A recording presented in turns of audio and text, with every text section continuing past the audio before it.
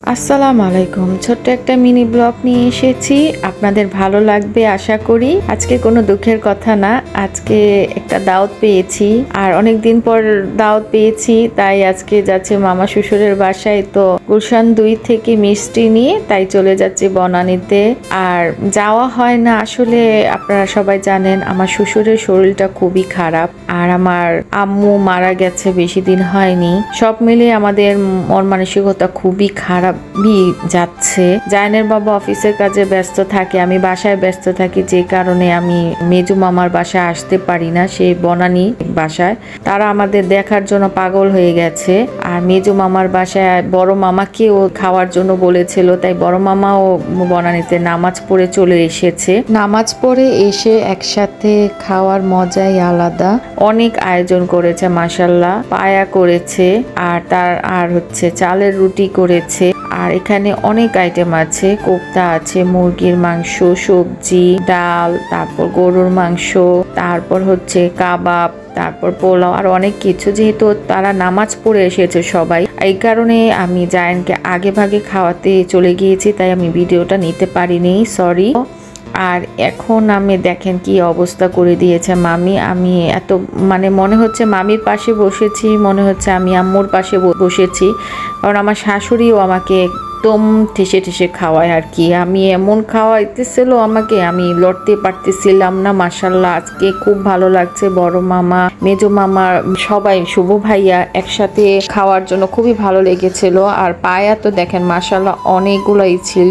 আর মামি বলতেছিল যে পায়া জিনিসটা এমন যে সবাইকে নিয়ে খেতে খুব ভালো লাগে, তাই পায়া করেছে। আর বলতেছিল আমার শাশুড়ির খুবই কথা বলছিল, আগে বিয়ের আগে কি কি করতো, কিভাবে কি করতো। আমার শাশুড়ির জন্য আসলে সবাই আপসেট। মামি আম কাটতেছিল আর আমি মজা করে দধি আর আম খাইতেছিলাম। চা বানিয়ে খাচ্ছিলাম, আর কারণ আমার মামি শাশুড়ি খুবই কান্না করতেছিল, ভাঙ্গা পড়ছে। আসলেই আমার শাশুড়ির ভালোবাসা আমি খুবই দেখতেছি যে সবাই আমার শাশুড়ির কথা বলতেছে। আর এদিক দিয়ে চলে যাব শুনে তো গরুর মাংস নামাতে শুরু করে দিয়েছে আমার মামি। তো বিদায় নিচ্ছি, আমার শ্বশুরের কথা বলছে। আমার আম্মু শুনলে হয়তো বা অনেক খুশি হতো যে আমি মেজু মামার বাসায় এসেছি। আর আমি তো বলেই ফেলেছি মামাকে, হয়তো বা এটা আমার মনে হচ্ছে যে আম্মু অনেক খুশি হয়েছে যে মামা আপনাকে দেখলে আমার আম্মুর কথা মনে পড়ে, আম্মুর চেহারা আপনার মতন লাগে। জায়নের বাবা সবাইকে বিদায় নামতেছি নিচে। আসলে কি আমার শাশুড়িকে সবাই ভালো বলবে না কেন, আমার শাশুড়ি আসলে নাম্বার 1 বলবো আমি। আমি এত ফিল করছি শাশুড়ি পাগল, আমি কেন তার গুণে পাগল। কারণ আমার শাশুড়ি সবার কথা চিন্তা করতো, সবাইকে ফোন দিয়ে খবর নিত। এই যে সবাই যে আপসেট, কেন আপসেট, তার ভাইদের সবাইকে, সকাল হওয়া নাস্তা খাওয়ার পর একে একে সবাইকে ফোন দিবে, তার বড় ভাইকে, তার মেজো ভাইকে, আমাকে, সবার খবর নিবে সকলে ঘুম থেকে উঠে। আবার কারো কারো মেয়ের যদি বিয়ে হয় না, তার ঘটকারি করতে শুরু করে দিবে, আমাদের বলবে, সবাইকে বলবে একটা জামাই খুঁজে দাও, একটা মেয়ে খুঁজে দাও, মেয়েটার বিয়ে হয় না, একটা বিয়ে দিয়ে দেওয়া ভালো।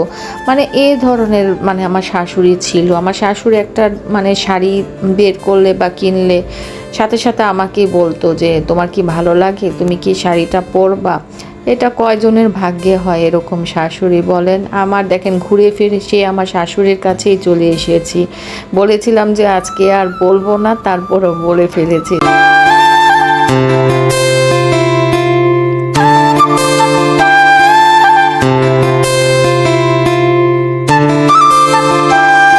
যাই হোক, আমি তো গুলশানের দিকে যাচ্ছি। গুলশানে এত সুন্দর সুন্দর বাড়ি দেখে আমার খুবই ফিদা হয়ে যায় আমি। আসলে আমার গুলশান এলাকাটা আমার এত ভালো লাগে, যেহেতু বাড়ির ধারা যে ব্লকে আমার বাসা, বাড়ির পাশেই হচ্ছে গুলশান। প্রতিদিনই আমার আসা হয় গুলশান বনানী, কেননা আমার গুলশানের আশেপাশে থাকি বলে আমার গুলশানটা আমার ভালো লাগে। যখন আমি দূরে কোথাও যাই, যখন আমি গুলশানের দিকে চলে আসি আর হচ্ছে গুলশান বনানীর দিকে, মনে হচ্ছে যে আমার নিজের এলাকায় চলে আসছি। কারণ যেহেতু এখানে জায়নের বাবার অফিস, এখানে আমার বাসা, আমার কাছে খুব ভালো লাগে। দেখতে দেখতে চলে এসেছি, আর সবার মুখে একই কথা, মেজো মামির বাসায় এসে সবাই একত্রে খাওয়া দাওয়া করাতে সবার মন খুবই ভালো।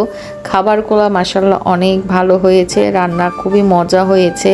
মামির খুব তুলনা করেছেন, ধন্যবাদ মামি এত সুন্দর একটা দিন উপহার দেওয়ার জন্য। আর হচ্ছে আজ এই পর্যন্ত, আর ভিডিওটা বাড়াবো না। সবাই ভালো থাকবেন, সবাই আমার পাশে থাকবেন, আর আমার শ্বশুরের জন্য দোয়া করবেন। সবাই ভালো থাকবেন, সুস্থ থাকবেন। আল্লাহ হাফেজ।